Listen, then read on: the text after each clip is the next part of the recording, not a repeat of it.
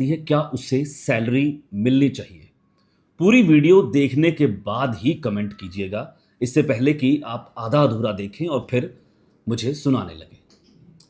अगर आप 9 से 5 की नौकरी करते हैं तो हफ्ते में 2 दिन की छुट्टी मिलती है, नहीं तो 1 दिन की तो जरूर मिलती है।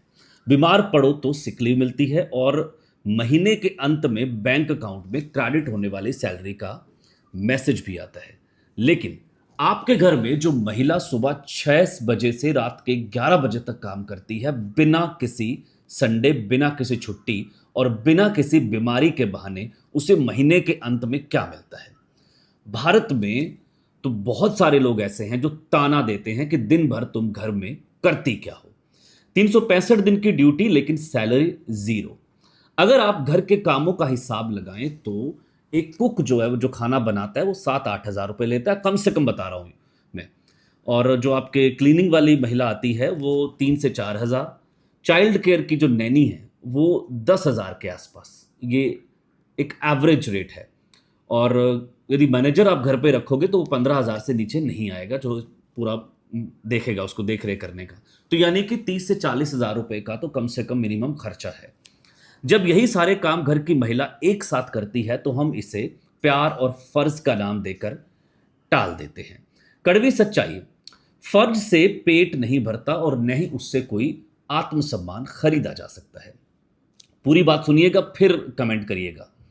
घर का पैसा और पर्सनल पैसा में बहुत फर्क है। बहुत से लोग कहते हैं कि पति जो कमाता है वो पत्नी का ही तो होता है। ये बात घरों में होती है। अब सच बताइए, क्या ये पूरी तरह सच है या एक अधूरा सच? जब एक हाउसवाइफ को अपने मायके में किसी को कुछ देना हो, रिवाज होता है हमारे भारत में, अपनी पुरानी दोस्त की शादी में जाना हो या किसी को हिसाब दिए अपनी मर्जी का कुछ खरीदना हो, हिसाब ना दिए, तो उसे हर बार पैसे मांगने पड़ते हैं। मांगने की यह झिझक उसके आत्मविश्वास को धीरे धीरे खत्म कर देती है। पैसा सिर्फ चीजें खरीदने के लिए नहीं होता, पैसा आजादी और सुरक्षा भी देता है।